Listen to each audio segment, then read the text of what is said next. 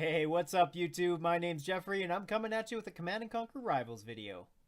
Today, I want to talk to you about a really cool deck that I've been playing on the ladder for the last couple of weeks. Some of you likely know which deck I'm about to talk about, but yes, it is an MG Squad No Harvester GDI deck. Alright, so here's the deck. It consists of Lieutenant Strongarm with Riflemen, Missiles, MG Squads, War Dogs, Pit Bulls, and Drones. To understand why this deck works, we have to talk about the whole reason why we're running No Harvester, because typically, that's just a bad strategy. Have you ever rushed somebody without building a Harvester and then tried to claw back later on? Yeah, it usually doesn't work that well. However, in this deck, it actually does work, and the reason why is simply because GDI has so many great low-cost options. We've got War Dogs, Rifles, even Drones manage to make their way in here. And it's because of that that the GDI deck can actually sustain itself without a Harvester. However, just because there's a lot of great low-cost options doesn't mean that going no Harvester still makes sense. The reason why it makes sense here is because of the MG Squad. The MG Squad is the backbone of this deck, and the whole reason we're going no Harvester is so that we can protect it early on. Essentially, the way the game plan goes is you start off by building War Dogs following MG Squads. And that's why we don't go with a Harvester, because that way we can afford building the War Factory and the Barracks at the same time and pulling out War Dogs, which are basically the best blocker for our MG Squads, and the MG Squads at the same time.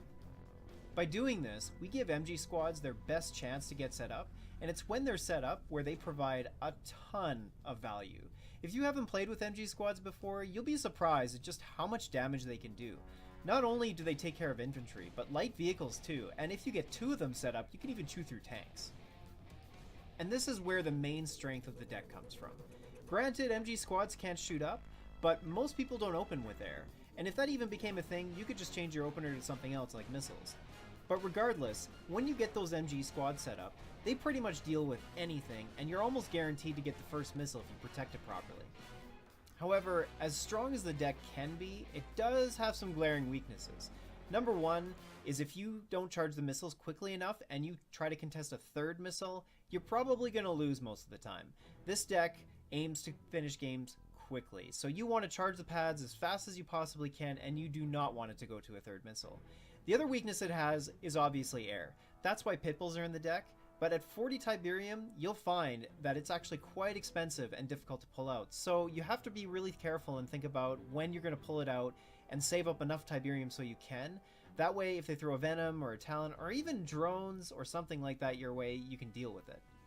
In addition to that, decks that run, say, Infernos, Kodiaks, heavy tech decks, are not bad counters to the deck, especially Infernos. If they get one out, there's really not much you can do.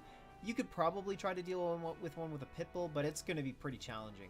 Same with any other heavy tech decks. The key there is to charge the missiles really quickly, and you also want to try to apply some pressure to the Harvesters. This deck isn't great at pressuring. It's much more of a stay and control type of deck, but it's something that you want to do as much as you can in almost every match. It's just a little bit harder to do with this deck. Having said all that, this deck is extremely fun to play.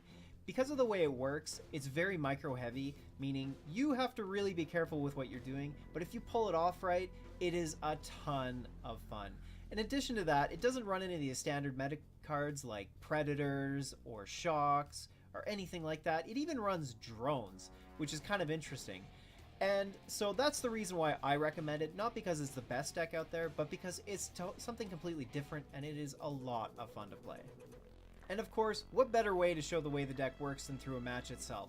So here you go, I've got this great match to show you. It's one where I played against a player named Terror. Maybe you've heard of him, he's got his own YouTube channel, which you should check out, link below in the description. And I thought this was a really great match to showcase the qualities of the deck. Check it out. Establishing battlefield control. 3, 2, 1. New objective received. Unit ready. Harvester ready.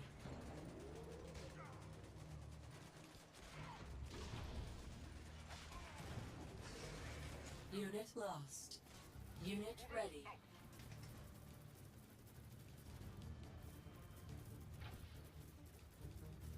Let's go. Unit ready. Shockwave ready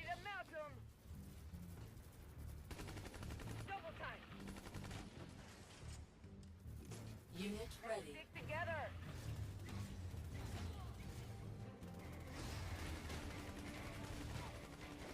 Unit enhanced. Unit lost. Unit lost. Unit ready. Unit ready. Wave moving. Nuclear missile launched. Major structural damage perceived. Missile squad here, sir. Building online. Got it. Unit lost. Unit ready. Unit lost.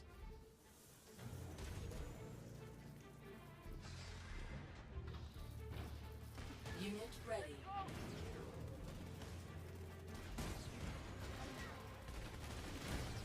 Capacitors on the move. Double time. Unit enhanced. Unit lost. Building online. Ahead. Flight check complete. Shockwave moving. Unit lost. Unit ready. Missile ready to race. Unit lost. Flying out. Unit ready. Jump jet is there. I can't pull up. Unit lost. Jump jet is there. Unit ready. Brothers on.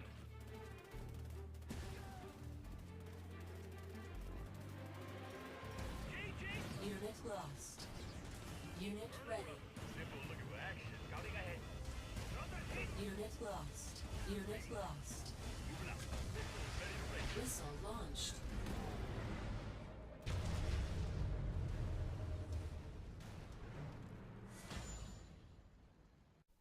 So there you have it. I think it's a pretty cool deck, and if you're looking for something that's a little bit different and isn't quite meta, then this is a great deck to try out. Yes, it does have its flaws, but overall, I think because of how much fun it is, and it does win in quite a few games, it's a great deck to try out.